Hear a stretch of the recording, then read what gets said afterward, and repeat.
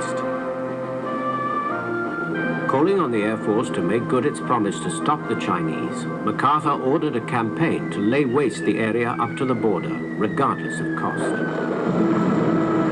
On November the 5th, MacArthur reacted to the Chinese attacks and, in a reversal of his previous position, stressed the danger his command now faced. Calling on the Air Force to make good its promise to stop the Chinese, MacArthur ordered a campaign to lay waste the area up to the border, regardless of cost. Combat crews are to be flown to exhaustion if necessary. Men and material in large forces are pouring across all the bridges over the Yalu from Manchuria. This movement not only jeopardizes, but threatens the ultimate destruction of the forces under my command.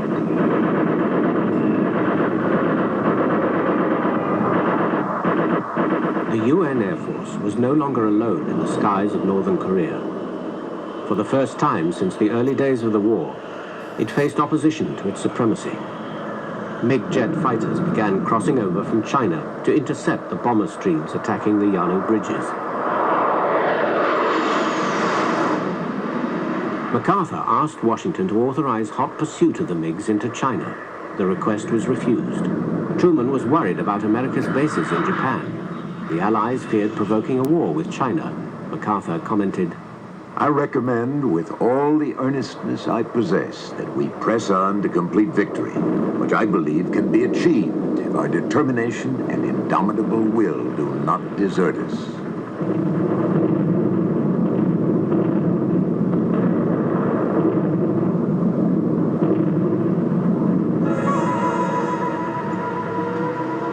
Concern was growing in Washington about the threat of major Chinese intervention and a wider war. In Korea, however, the UN advance continued. On November the 21st, American troops reached the Yalu River at Changjin, not far from where the North Koreans were holding those US prisoners who had survived both the retreat north and the bitter cold. MacArthur flew to 8th Army HQ to discuss the final offensive towards the Yalu with General Walker and his field commanders.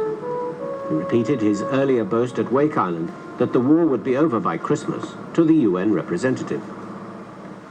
He felt that the hostilities were virtually at an end, and he thought that the Soviet Union was staying out of it. He thought that the Chinese would not intervene in greater strength, that they had realized that they were in no position to stand up to the United States and the other countries contributing forces. As it turned out, he grossly underestimated the number of Chinese troops already in Korea.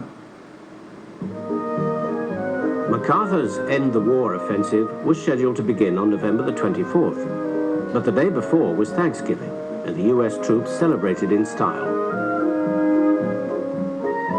Correspondents at the front reflected both the optimism and the ignorance of the UN commander. This Thanksgiving Day was sparkled with rumors of possible peace in Korea. The first suggestions trickled in over the wires before dawn this morning. Since then, they have gained circulation but little weight. There are a certain number of facts behind the rumors. There has been the unexplained withdrawal of the Chinese troops. UN forces advanced anywhere from 1 to 5 miles all along the front again today, but still didn't run into much opposition. We were on the south bank of the Changjin River. That's northeast of Kunuri, a few miles. We had turkey and all the trimmings. It was a very pleasant day, a very pleasant autumn afternoon day, the kind of day that you think of at home with football and the turkey and whatnot. I remember the day very well. That was the day before the Chinese entered the war in our sector. An ugly day. The 8th Army in the west and the 10th Corps in the east resumed the advance to the Yalu. Between the UN armies, there remained 50 miles of rugged mountains. The Marines advanced to the northwest had reached the Changjin Reservoir they knew as Chosin. But in the mountains between the UN forces were the Chinese and Korean guerrillas. I had a pair of field glasses, and I and Captain Duty, standing on a tank, looked down there, and we could see the town, the Yalu River. And as I recall, we were 14 miles away. And we knew it was all downhill. There wasn't going to be any enemy. And we would be the first to get to the Yalu River in the 21st Infantry. Just then, we got a call on the radio from our battalion commander telling us to turn around and come back. All I can tell you is that the Chinese have entered the war. On November the 26th and 27th, the waiting North Koreans and Chinese poured out of the mountains and fell upon the advancing United Nations forces. Units found themselves cut off. Gece muharebelerinde çok mahirdi. They were attacking us in hundreds, thousands, as if running to their deaths. In truth, this is the way it was. They were encircling us. Naturally, it was very difficult to break out of their encirclement. They were fighting at close quarters from very near. Çok zor oluyordu. How shall I say? Both we and the Chinese suffered enormous casualties. There was so much blood that it ran like rivulets in a thunderstorm. That was a great battle.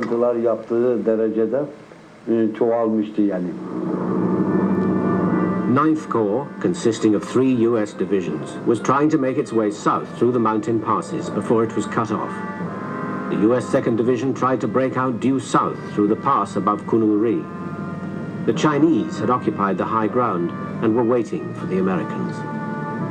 British troops trying to hold open the southern end of the pass could only watch as disaster unfolded. These vehicles were on this very narrow road, I mean a marvelous trap really, with high hills on one side and a sort of falling away escarpment on the other. The enemy had clearly through that night infiltrated these hills and had set up roadblocks and everything. And as the trucks came forward, the firing increased until it brought it to a halt. And at that point, we got to the roadblock behind us.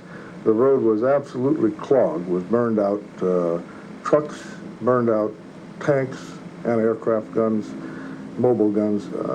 There was no way of getting any equipment through.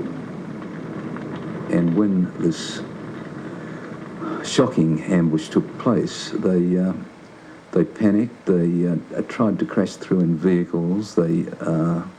And on the icy roads that led to crash after crash, they were running over their own wounded, their own dead at times. There were some very bad instances of, I can remember Americans coming away from that area saying, I quit, I quit.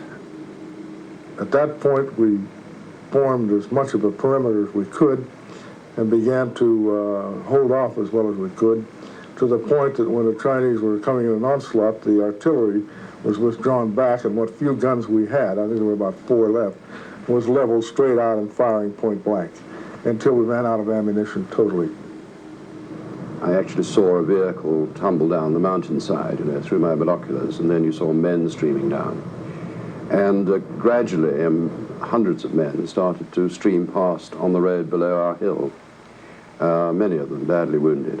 The retreat which ensued was a terrible reflection on the American troops, mainly because it was their war, and they used the bug-out system of retreat, where they simply abandoned all of the food, the fuel, the vehicles that they couldn't take with them, and they tried to hit the roads as hard as they could and crash through. In the east, the U.S. Marine Division clashed with a much larger force of Chinese and North Koreans. The Marines soon found that, like so many other UN units, they were cut off and surrounded. In 2 days, the entire UN position had been thrown into chaos.